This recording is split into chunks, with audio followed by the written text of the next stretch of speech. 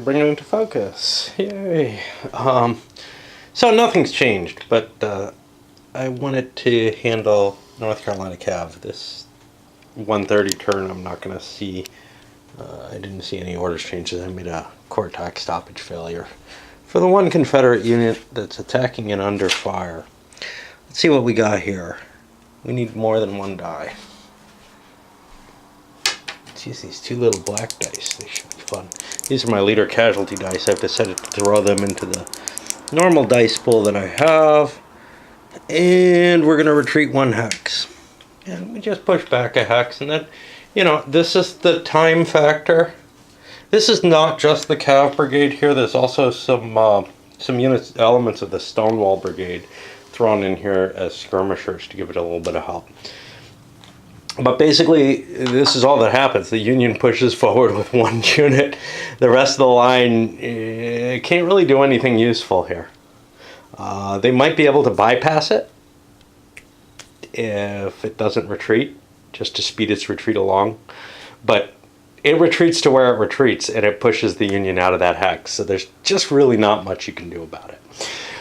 Okay, on to the Confederate attacks, or continuation. And we're going to see an attack here. And this is going to start setting up. Here we're, I think, going to start seeing a fallback. This is Heath. Huh. Yeah, here we go. Fall back and defend tap clearing, but once the artillery gets set up there. Okay, so we see the first little engagement starting up here, and the Union took some morale checks. Remember, their units are not the same quality as the Confederate units. For whatever reason, the Confederate Army is more prepared to fight here, and the Union filled with raw recruits, etc. But the Confederates are too. It's just maybe the defensive bonus of fighting in their homeland or whatever. And over here, you can see some of the effects of that. And these aren't bad units that are getting driven back. It was like a B morale. Some good die rolls there, but there are no A morale Union units. That's a big issue. So we'll switch over to the Union. I'm probably going to step away. We've seen a bunch of CWB games, and I don't want to be focusing too much on the action. Just give you the narrative mostly. Yeah, there's something I really like about watching the troops start to deploy, so I am kind of showing a little bit more than maybe I would at most points in the game.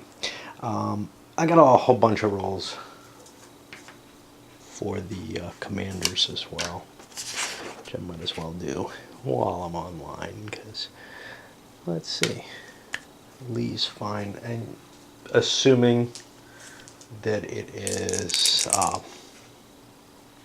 everybody sees it as pretty much even. Combat losses are pretty even. Nobody's gaining any big ground. Generally, I declare things as a wash unless there's a significant change in the field. And let's see, both Grant and Meade go down. On the Confederate side of the turn, the attack up here against, who is up here? Would be Crawford. It was very successful. We pretty much wrecked the entirety of it. And an attempt to try to hold the artillery position here was not successful. The guns are still there, but they're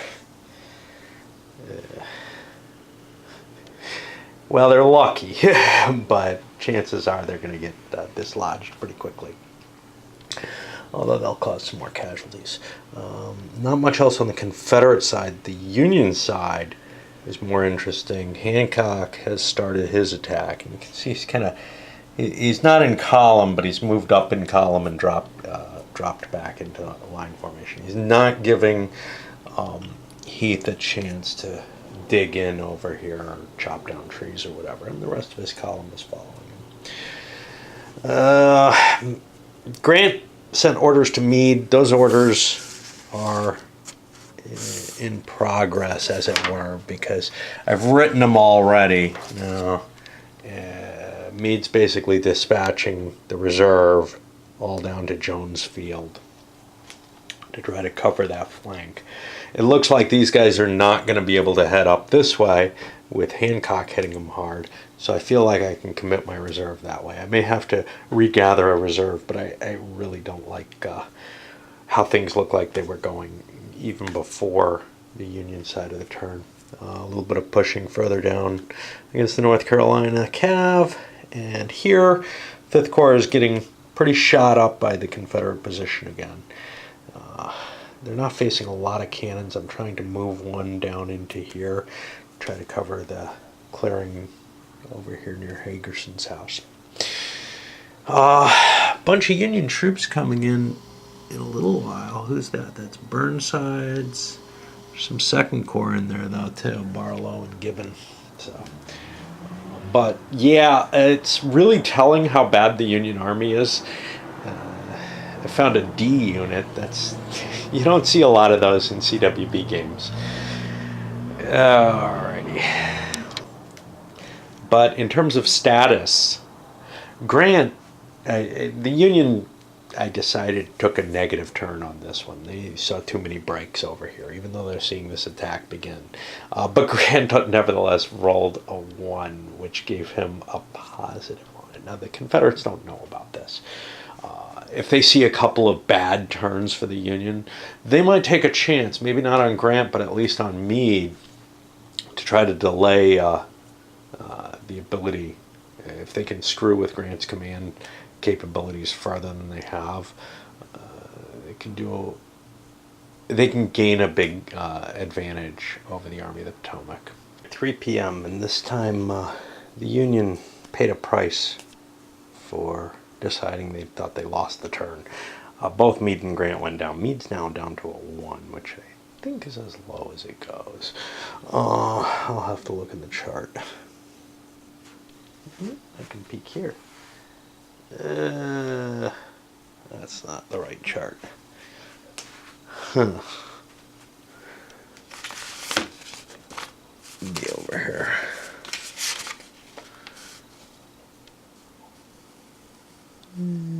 Status 1, yeah. So that's as bad as it gets. Okay. But, again, the Confederates don't know that yet. And they also don't even know that the Union is posing a loss on this. Why it was close here, although this line kind of held a little better than it had been. We got our orders in place to move Robinson down towards Jones Field. These guys continued their collapse. Okay, that's kind of expected. They actually achieved their orders, but one of the big things here was the loss of Getty. Just a divisional commander, but still, he took a hit. Killed, doesn't really matter, killed, wounded, they're both the same. And maybe not to the person involved. These should go away. I keep forgetting to remove these guys. The Shakens here. But yeah, I'm not doing well in terms of casualties. I'm at 3,600 versus 2,200.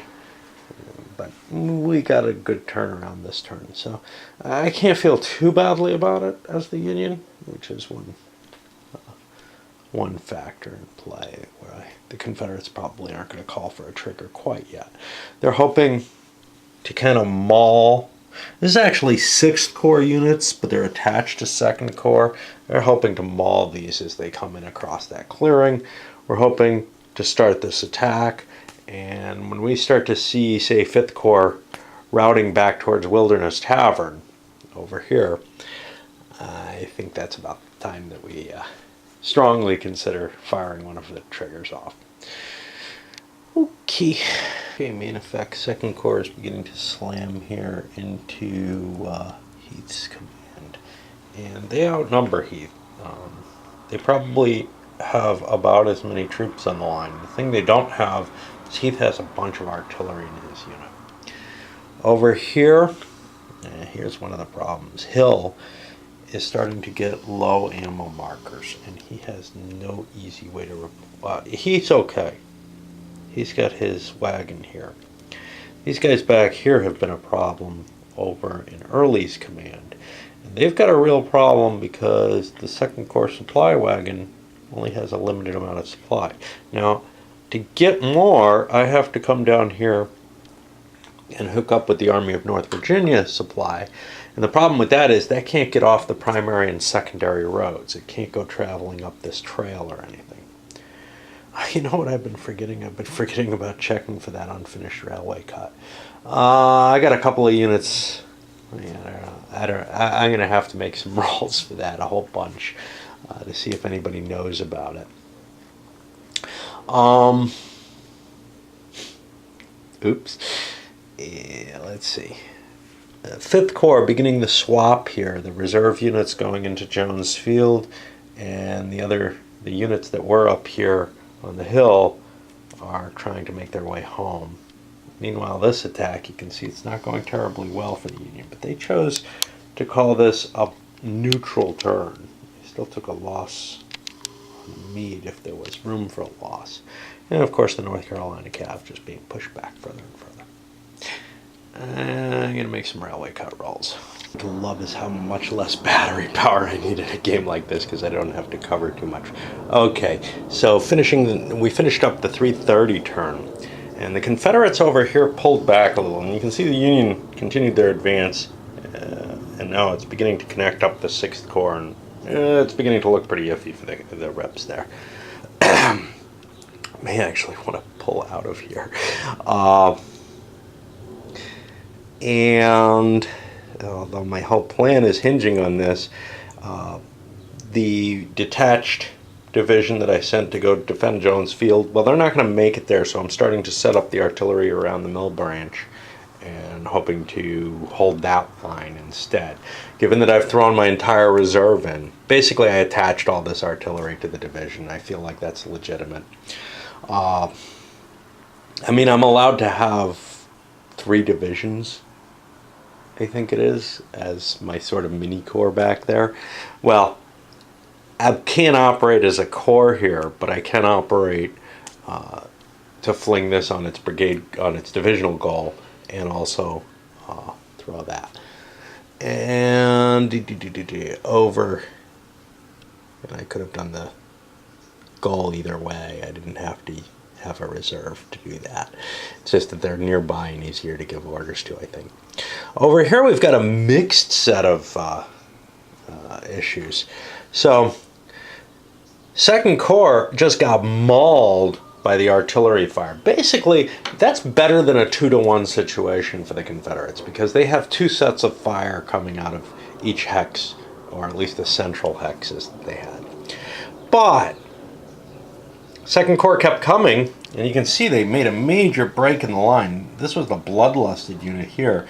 That got pulled back. 2 batteries got pulled off the line, both in zone of control, so they had to deal with the gun loss table here. I lost a total of 4 guns off that situation, and that makes the clearing a lot more difficult to hold. I may want to reconsider what I'm doing there, especially since another column of 2nd Corps is beginning to enter the game. And, I mean, I've got enough here to outflank that line, etc. So the Confederate line is beginning to look really, really weak in a lot of places. The only thing I can hope for is that 5th Corps fails its check. It needs a 6 right now, which, pretty clearly it is going to stop being able to attack at some point. Not sure what that's going to do, though, in consideration of the orders that I have for the majority of my units, which is to basically go destroy the rest of 5th Corps. That's really not a terribly effective thing, except for one thing. 5th Corps is not permanently wrecked, I don't think. Crawford's division is, but there's a lot there that's close, and by hitting them a little harder, I can pretty much take them out of the game for both days, or all 3 days if we end up going that far. Over here, hey, that worked. Burnside is starting to come in. Burnside himself is coming in, which means I can actually start rolling for initiative for him to see if he takes orders. By nightfall, he clears that problem anyhow. It's just I can't really use them on the first day, and that's historical. This is really turning out bloody as hell. Fitting. We have over 6,000 losses for the Union here, only 3,000 for the Confederates. And really, a lot of that is the defensive positioning with the artillery being set up over here. But also over here, I was attacking as an outnumbered force with Warren. So it was pointed out to me, and I'll have to believe it, that the Brock Road is actually this one. I see no indication, but someone who studies the battle a lot more than I do is aware of that. It's the road going down to Spotsylvania as opposed to the supply train, which there you have it. Into 4:30 here. Union definitely making headway here with the Second Corps, although they're getting chewed up in the process. Fifth Corps finally abandoned the attack, but just as Sixth Corps is coming in, unless I roll very low, these guys are going to withdraw to where they disintegrate, and then we'll have Sixth Corps coming up and hitting Ewell's command here. Not quite sure how those orders are going to interact with each other. We'll see. It's kind of weird because these guys actually have attack orders still. And they just haven't implemented them because they're waiting for these guys to come up into position on them. And this looks like it's going to be really unpleasant to hit. And Burnside is actually on the map now. I reported him coming in a turn early, I think. And didn't actually bring him. We got Barlow coming in, some more Second Corps stuff. Okay, both sides actually thought about doing a trigger. Remember, they can only do 2 per day, but we're getting close to the end of this first day here, so the considerations in mind, especially the Confederates who feel like they may have reached their high water mark at this point. Sixth Corps is coming down. Now, they busted them up going across here. They actually, this poor thing got hosed by all the fire coming from over here. Only one small arms fire, but a lot of artillery all centered on that one unit. And then over here, though, the Union kind of got repulsed largely, although some of those are Confederate withdrawals too. But you can see this is not ready to be supplied. Okay.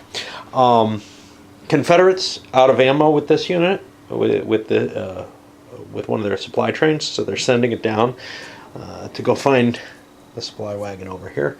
You got the rest of the Second Corps coming in here.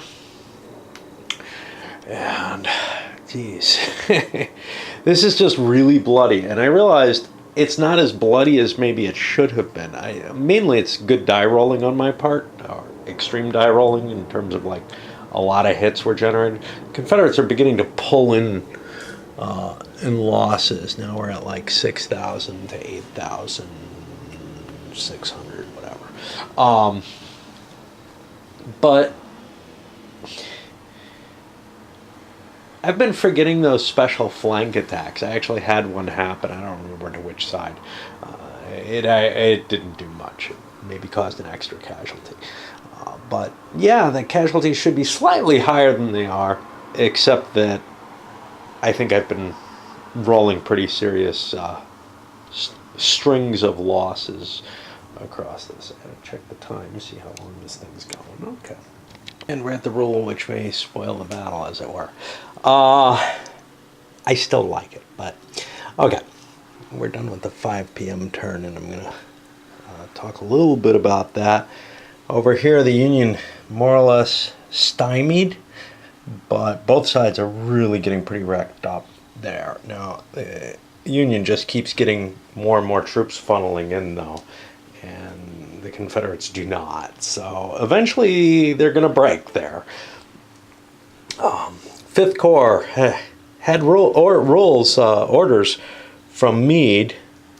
He's going to go back and get some more to try to, form a defensive line. Well, they didn't work, and so he fell back. He's no longer receiving small arms fire, so he's not going to fall back again. But this was the emergency corps retreat took some stragglers, not a whole hell of a lot, but it did deform his line a little bit. 6th Corps orders are to support 5th Corps' attack. My take on support orders are they don't work if you don't have an attack. There's good and bad of that. In this case, the 6th Corps could have continued smashing on, and I think actually probably should, but I'm reading support the way I read support, and the hell with it, they're going to hold back. We had some rallying going on. Now, the Confederates made the call on Meade, which is a good move because they don't know this, but Grant is happy, and Meade is very much not happy. So we have a chance of ruining Grant's special relationship with Meade. And if that happens, this is going to become a troublesome fight for the Union to be able to get orders. They already have a little bit of trouble, but it gets uglier. So, how many wrecked divisions are there in the Army of the Potomac? Jeez, I don't know. 1, 2, 3, 4, 5, 6. Okay, that's a lot, but doesn't quite get us on to the next level. With a status of 1, I need an 11 or 12 to screw him over. And it doesn't happen. I need to mark down the Confederates used one of their status markers for the day. And now, of course, all that die rolling and everything would happen secretly, and the Confederates would have no idea whether or not it worked. We move this forward. That goes there, and nothing really too exciting is happening. This poor command here, who is this? Wilcox is just disintegrated there. You can see, and that's a big part of why the Confederate losses are so high, is because they made an attack against artillery, which, you know, there's only so much you can do. I sent Lee up, and I'm going to write orders to stop this shit, which will, of course, he's got supporting orders, so it will stop his orders as well. I believe he has supporting orders. I'm not sure what his are. Yeah, so that's probably for the best there. So we may be close to the end of the night's fighting, at least up here, or the day's fighting, at least up here. Down here it's going to continue, and I got to figure out what kind of orders Lee's going to write. Alrighty. Okay, so the Confederates, Lee actually decided he had a good turn because he got to pull Hill out of here. He's heading up to this hill. Before that, he was feeling really miserable about the attack he was had been performing there, and now being able to withdraw from there, it just feels like he's in much better shape. The battle continues over here, both sides getting mauled still. I don't know how much longer the Rebs can hold out down there. There isn't a lot left. This is Heath. And you can see he's got one unit that's in fairly decent shape. Everything else is wrecked pretty badly.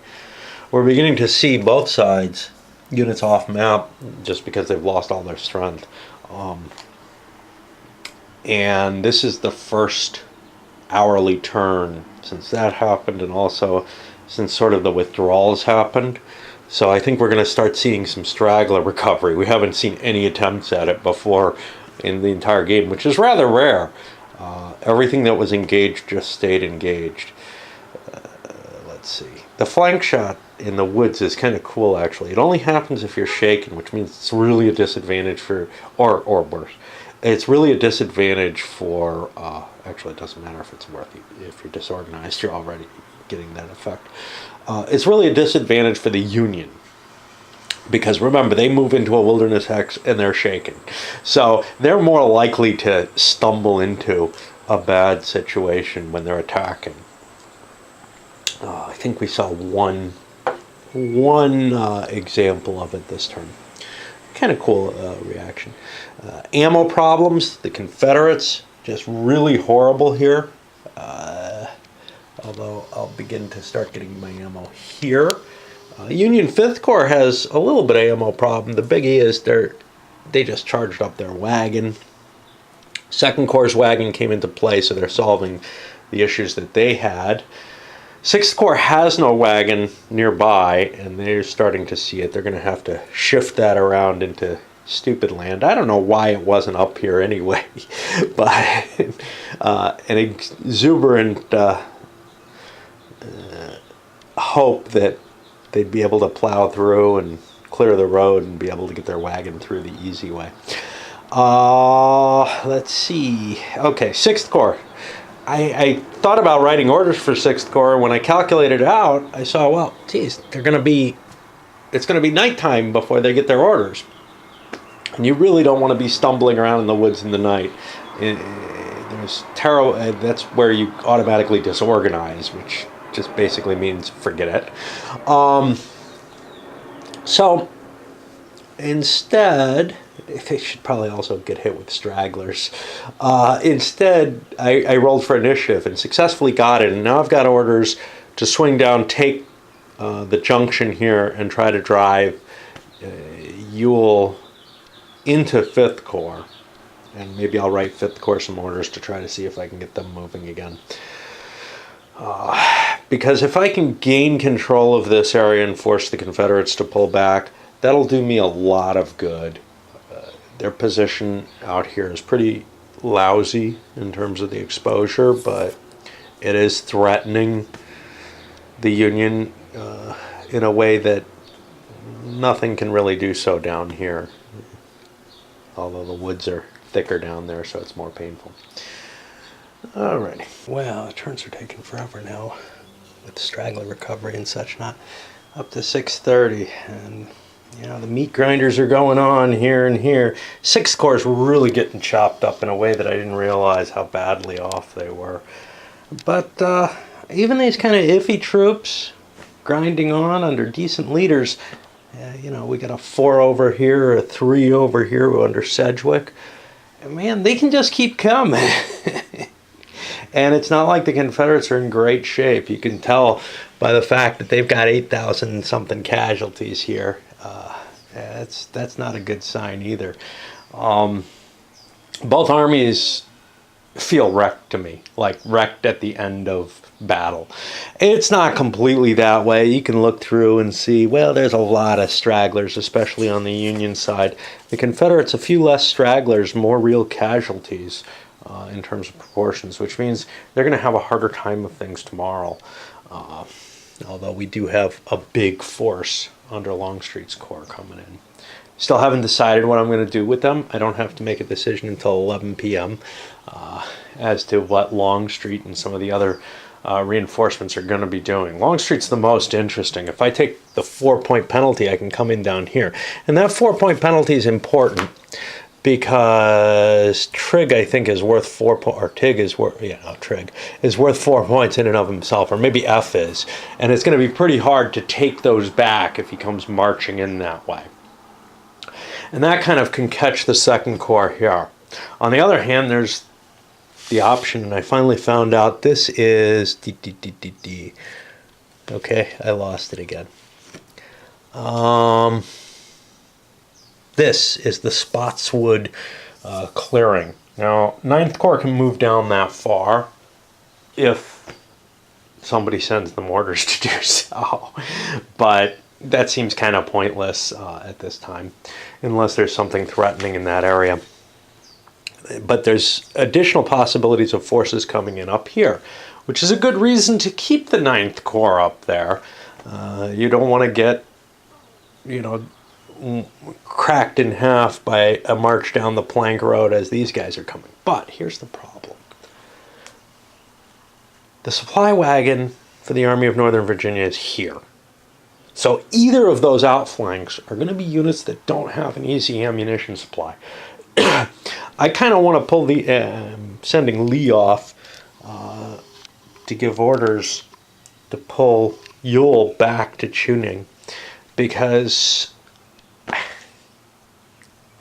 I can't fight without ammo. I'm doing a great job of holding them off, but this whole part of the line is out of ammo. The Rhodes's division is in pretty good shape. It's pretty solid, but it just can't fight. So if I can kind of slither down this way, I can start channeling ammo back and forth here. If I don't have control of this crossroads, it's really hard to get my ammo wagons through. They take one turn to move each hex of wilderness. That's why, and this thing takes 4 turns. I thought it took 2. The one that's sent around, he's still on his way to get the ammo. Meanwhile, the Union's just channeling their ammo back and forth, la la la, all fine. So that's pretty good for them. The numbers that the Second Corps have are ridiculous. The Confederates spent their last status demand, and it could have been effective again, but you know, I mean, the chance is so low. They had a shot. They took a shot at Meade. Grant, they didn't know, but wouldn't have been available for it. All right. And as dusk begins, the rebel army seems like it's disintegrating. Failed defensive check here. Had to leave guns behind because of the damn wilderness. Lost quite a few there. And then also withdrawing from here, which was planned event, I got an initiative there to let Lee go back and go talk to Hill. He's going to assign Hill to go try to defend the road and stiffen these units, call them into his command, and, you know, so it's not just one division trying to hold off the entire Second Corps there. That's really probably where I got in the most trouble. I got in trouble in 2 places. One here, this was a hell of a meat grinder, but I didn't have the replacements to throw in. The Union took a lot of losses, but then as the numbers started to tell and we get down to almost no Confederates left, didn't look so good. And then over here near the Mill Branch, where Hill launched an attack against a heavily defended artillery line that just shredded his unit. So all of Hill's corps is pretty much wasted at this point. Most of Ewell is in pretty bad shape too, but he gave more than he took. However, he did lose some of his guns. I think I'm going to try to slip these down this way. You know, I can pretend that's part of my orders, basically, especially since it's an initiative order. But it would be really hard to get these back this way, is the thing that I quickly learned. So I'm going to be kind of flexible that way. These guys didn't move. They should be 2, 4, 6. We should get them sliding this way. Although theoretically, I was going to say they should probably be trying to defend those guns, but I don't think they can. Those guns will be able to run away quickly. And Lee is at, you know, minimal happiness about the situation, but the Union didn't call a check on him. They have 1 check left. They used 1 already. If they did call one, there would be some chance that Lee just withdraws from the battle, which I would find kind of cool, but also kind of disappointing in the sense that, hey, I didn't really get to fight out this big major battle I intended to fight out. Although, with the losses I took, that may not be that big a disaster to miss out the rest of the battle. Anyway, we're at dusk, and we're going to get our wagon come in this way for whatever that's worth. Let's see what happens. Here we see an example of the tactical flexibility that I think the game's rules imply, which is, hey, if I'm only moving every other turn, I can, you know, even if I have attack orders or something, there's nothing that says I have to go gung-ho when I've got a worn-out unit that I can't kind of hold back and reform. I'll still have to make core attack stoppage failures, but in this case, my attack orders don't even matter. So it's not like I'm trying to bend the rules with some kind of other idea. I'm just, hey, there's no reason to press my men on forward as hard as I can go to get to a location when I should be recovering my strength. Second Corps, on the other hand, I feel does have to continue and has the opportunity to make gains, so they're continuing on. And you can see they're still smashing into Heath over there, which was enough for Grant and Meade to be pretty proud of themselves and say, we did good this turn still. As long as they're, gaining ground here, they're happy. They feel like they're moving the Second Corps into a position that's really got the Confederates bottled up over here. Of course, the reinforcements, who knows where they're going to come in, what they're going to do. They're probably not going to just plow in here. More troops into the mess. There's some interesting orders in play. So 5th Corps, once it accepts its orders, officially it's got orders to march down to here, and then once that's clear, to turn around and stretch itself out along the Mill Branch. Well, they can tell it's clear. I assume there's a certain degree of being able to see what's going on. I may force a unit to move, to within 6 movement points or something of there. But once you get to a certain range, you just say, well, yeah, that's good. These guys, I don't know what the hell their orders are after they're done with them. I think once they get down here, they're going to stop because their orders are to drive Ewell towards 5th Corps, and that's just no longer even applicable. So, you always have to, if you're going to cope with playing this game with its kind of vagaries of the orders, you kind of have to deal with, I'm going to have to make, some decisions that aren't issues that are just covered by the rules as to how I interpret what I'm doing. Here it is nighttime, and nighttime is refresh time. It's also dig-in time in this game. Second Corps halted. Actually, this was a night turn here for 8 p.m. Second Corps halted with the night, and they're out of orders and just started digging in place, as well as positioning themselves with some of their fresher units actually to the flank here, where they don't have to recover, so they can start digging in too. Ewell's, not Ewell. Who is 3rd Corps here? I'm drawing a blank, and it tells me here. No. It's Heath's units. What the hell? Who's 3rd Corps? Where'd he go? He's hidden under here, I think. Oh, Hill. Yeah. 3rd Corps still has to catch up to position, so they weren't able to do a lot of recovery, but a little bit up here and a little bit of digging in too. Meanwhile, Ewell's 2nd is starting to position itself on the hill, and will start recovering. Some of the units, though, are getting lost. I'm going to allow them to wander their way in. These artillery are going to have a really hard time, but it's not like they're under any pressure. Except it's nighttime, and you get disordered when you walk through the woods at night. Oops. I forgot about it here. I thought I was still in twilight there. The Confederates have a little bit of a pass there. Same would go for these Union units, which isn't really a big deal. They only had to move a hex, I think. Anyway, maybe it stayed light a little bit longer, because I really thought it was a twilight turn there. Now I've got to start thinking what's up for the next day. And for the Confederates, that largely has to do with what I'm going to plan for these units. For the Union, it has to do with when the Confederates telegraph their move, when they show up, where they show up. And since it's all open on the board in my play, this would be an outstanding example of a game where you want to use the hidden movement, I'm going to withhold trying to write my orders. I don't think these armies have a whole day of fighting in them anyhow. At least not the units that have been fighting. Which means, 9th Corps is pretty fresh, but I'm going to throw it in somewhere. 2nd Corps has at least one fresh division.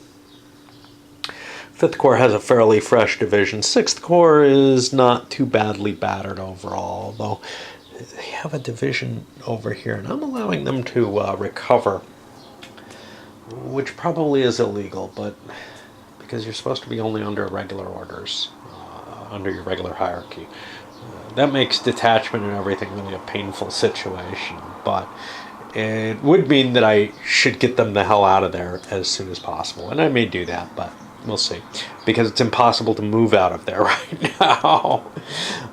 So I'll probably wait until morning to get them moving. Alrighty. So here we are in the midnight hour, but without much of a rebel yell. So the Confederates are largely in place. It's not the most beautiful positioning. So things like this. Why? Well, I have orders that say they should be defending that as well as the hill.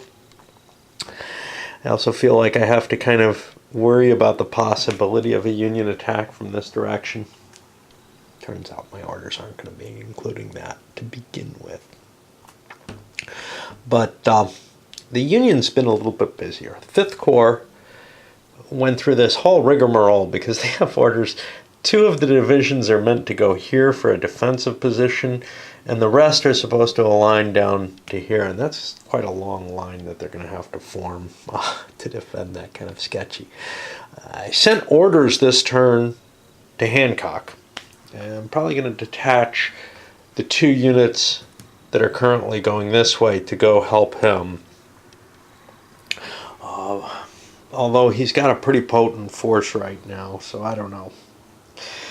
But what I'm envisioning for the Union is an attack by 6th Corps against this. 6th Corps is in better shape than 5th. Detach a couple of units from 5th Corps and send them here. I can send 2 more divisions over to Hancock because he's got only 1 added division. By the way, in regards to that, I've kind of done a fudge with that, which is I'm allowing them to roll for straggler recovery, but they're not going to get the nighttime bonus. I haven't decided that I want to throw Burnside's in with orders. First of all, he's so iffy. And by the way, these orders are for the 2nd Corps triggering at dawn, which means he doesn't get to roll for acceptance until 4 a.m. here. Because I played with the Foot Dragon. I also made my decisions on where the Confederate forces are coming in, but I think we should keep that a secret. Alrighty. Okay, well, now we're at 4 a.m. actually. I jumped ahead a little bit because there's not a lot happening. We got some of 9th Corps coming in over here, lined up. A unit, Confederate unit pushes in. But this is the interesting time because this is when my 2nd Corps orders are coming in. Now, I don't remember if I mentioned, but I've decided to maintain flexibility by not giving orders to 5th, 6th, or 9th Corps. I want to be able to react to whatever's coming in particular Anderson's division scares me. I don't know why, but I've got like 3 corps tied up with the fear of that. And then also Longstreet, who could come in. That's the scarier thing, because Longstreet could really come in anywhere along here, or down, not all the way at F, but close. And I'm just afraid, to set up a battle plan when I have no idea where they are. And Longstreet's due to come in, at 5? I'm going to be, I think 5 is when 4 is when I start rolling for 2nd Corps. Yeah, I was right about that. And, all this digging in, it doesn't matter because regular breastworks disappear when you leave the hex. I don't remember that being the case. I'm probably confusing it with TSS, but I've always played just leaving the breastworks there, and you can retake your defensive position. Trenches, if I get to them, but they take 12 hours to construct. People are constructing them right now, but if I get to them, they last for the game, which could be of some interest. I just thought I'd capture a little bit of the skyline here. I don't know if it looks as good on the camera as it does in reality. It's a shame. I used to love when I faced the west, I had beautiful, beautiful sunsets. Now the sunrises here are nice, but the sunsets are so much better. And I still get a nice kind of afterglow on them off the mountains, but that first little vision of the sky fit this turn. I had a couple other turns to do before I got to there, but and now we're probably about there. Yeah, that looks like it. Maybe that's a little brighter. That looks like almost full daybreak. Anyway, just wanted to show you the pink that I'm getting in my sky now. Okay. I don't usually pay attention, and I'm like, well, I have the camera.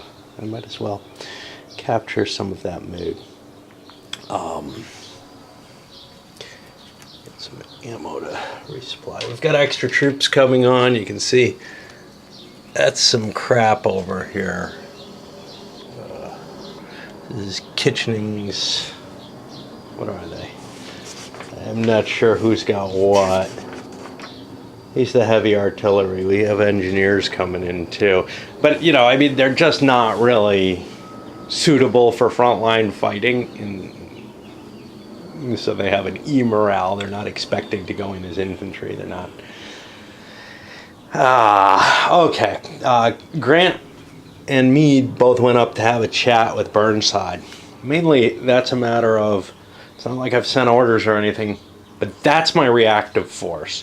That's the thing that when I see where the Confederates come on the map, and of course, if I were playing for real, and you know, I mean, in the with the double blind type situation, there's no way that I would be able to do this. But as soon as I see Longstreet come on the map, and Anderson for that matter, but I'm not that worried about Anderson's division, I can make a decision as to how I want to commit my forces. But right now, I feel like I need to defend this side. I need to defend here, although maybe not so terribly much. It's just that's such an important place, and there's a strike up this way available that I don't want to allow. So, you know, unless I'm covering with an attack there, I don't want to start moving 5th Corps units. And I have to worry about a possibility of an attack over from this side. And with that many attacks in place being possible, I want to have my commanders, you know, in place to react to them, so that I don't lose terrain to any of them. Alright, this is the end of this video because I want to capture the second day's fighting starting with the next video, and 2nd Corps actually already accepted their orders. They should have moved, but they didn't. I don't know. Late breakfast. Actually, since the video's fairly short by my standards, did want to go into Army status. So the Confederates are almost completely recovered. Walker is an exception, and Kirkland, a couple of the units that are likely to get hit right away, because these are the units that have the orders right now for the Union. But everything else mostly got recovered, and that's usual. The Union's in a little bit worse situation, in part because of my hybrid solution for the 2-6 division, which is stuck over here with 2nd Corps. So they're not completely recovered. Oh no, I'm sorry, that's not them. They're not completely recovered over here, but you also see things like Seymour here. There's some bad units that the Union has that couldn't recover. The Union actually got more recovery turns in because the Confederates were still setting up. The Union pretty much parked where they were, except for 5th Corps, but 5th Corps had some time to kind of camp out beforehand. We only really have one unit of 5th Corps that I think is damaged here. This here. Damaged, recoverably damaged. We have permanently wrecked units that, yes, yeah, the command's just not really capable of fighting anymore. So I may well end up dispatching units for that main fight with 2nd Corps. That's what I'm looking at. But another alternative is to bolster up, say, 6th Corps for its punch. Just pull more units off of that 5th Corps line.